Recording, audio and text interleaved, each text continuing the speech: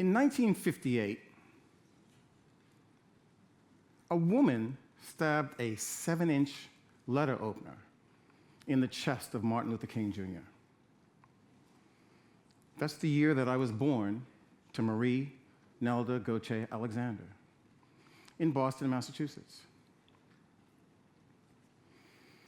I didn't know that the world that I was born into was chaotic, and that I was a black child born into this world. America was a violent place when I was born, but America has always been a violent place. What did I know? I was a child. I did not know of peaceful protests. I did not know of riots. I did not know of race. I remember very vividly watching television and seeing black people being hosed in the street, hunted down like dogs. I was 8 years old. I went into my bathroom, looked in the mirror. Oh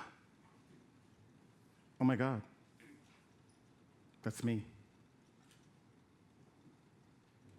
The hopes, the dreams that I had for my life were now encapsulated under this umbrella of you are a black human being in America.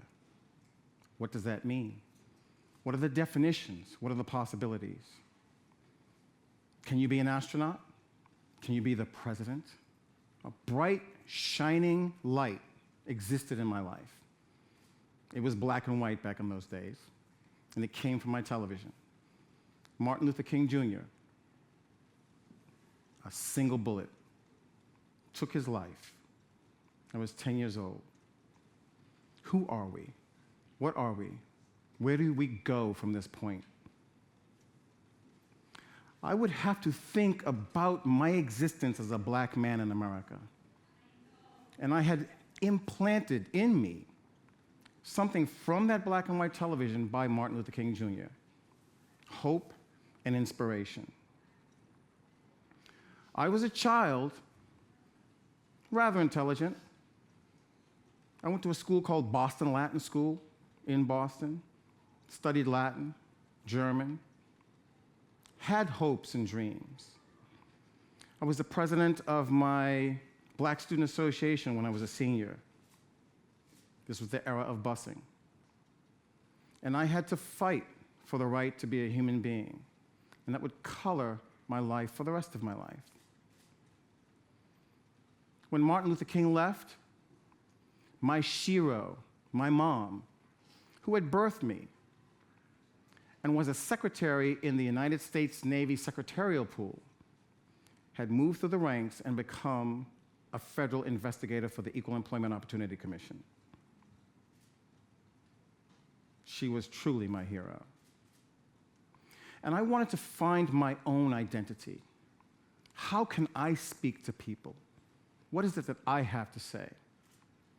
When I looked in books and magazines for people that looked like me, I found a lot of entertainers and musicians. And I figured, well, I'm not going to be a basketball player. I'm not going to be a football player. Maybe that's what I should do. As I roamed the halls of Boston Latin, I saw a sign that said free music lessons. And I could take either the clarinet or the trumpet. I came and asked my mom, clarinet or the trumpet? She said, trumpet's too loud, so you're going to play the clarinet. That was the beginning of my journey through the wind instruments. I eventually went from the clarinet to the saxophone and then to the flute. I thought I had found my purpose. This was it. This is what I would do for the rest of my life. There were groups like Kool and the Gang, Earth, Wind, and Fire, the Ohio Players. They all had horn players in them, and all the horn players were out front. They had something to say. I felt that this was going to be my mission. And then things changed. Soul music became funk music, and the horn players put the horns down and started singing. I was like, wow, this is interesting. So I can't sing, but the human voice is the most powerful instrument. I've got to come to terms with this reality, with this idea. When I was in school, at 13 years old, I went to see Isaac Hayes perform. Isaac Hayes had a hit record out called Shaft. It was in a soundtrack for a movie.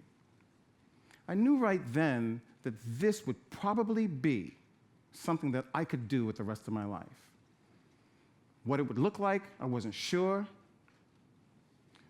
But as I went through college and high school, I defined an identity. I tried names like Sweet Charles, Charming Charles, Brandy Alexander, and I said, hey, if I call myself Prince Charles, maybe someone in England will buy my records. That's exactly what happened. To find my identity, I was willing to do anything, legally. Even put glitter on my chest, smothered in Vaseline. Prince Charles was born. And this was my vehicle. I had changed myself, a shy, only child, into somebody that had something to say finally in music. I was done. The journey was over. I was set for life. I would chase Prince and Michael Jackson to the top of the charts.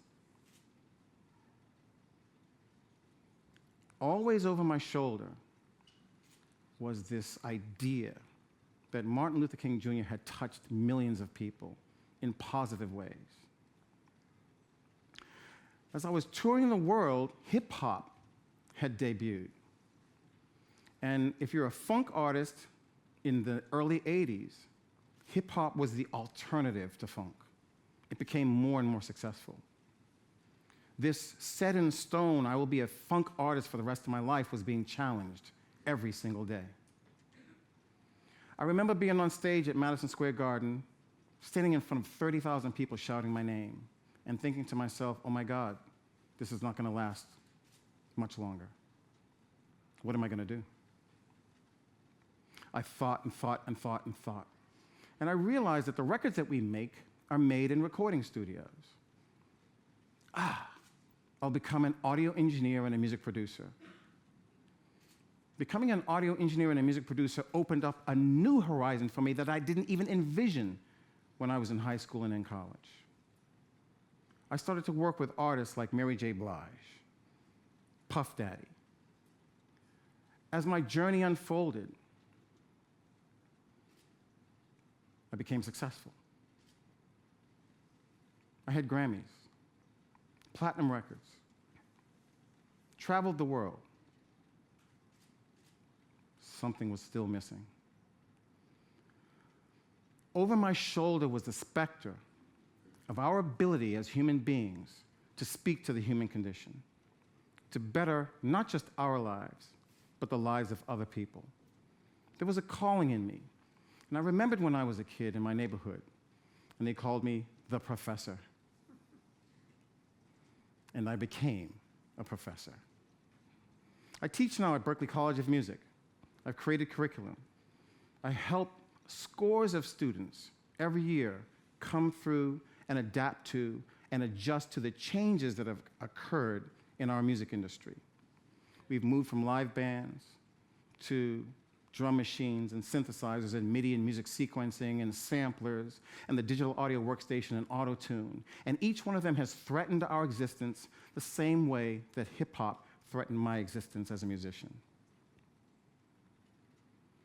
Our world has changed. Things look different than they did when I was a kid. I've changed. I look different than I did when I was a kid. As we move forward, I'm reminded of a quote by Martin Luther King. If you can't fly, then run. If you can't run, then walk. If you can't walk, then crawl. But whatever you do, you have to keep moving forward. The things that I thought were set in stone were pliable and flexible. As an audio engineer and as a professor, I continue to find a way to reinvent myself, to bridge the gap between the older generation and the younger generation, and to pull music together for all of us. But music is not the only thing that I speak to. I also speak to our human condition and our quest to make our lives better lives. Maya Angelou had a great quote that I'd like to leave you with. If you don't like something, change it. If you can't change it, change your attitude. Thank you very much.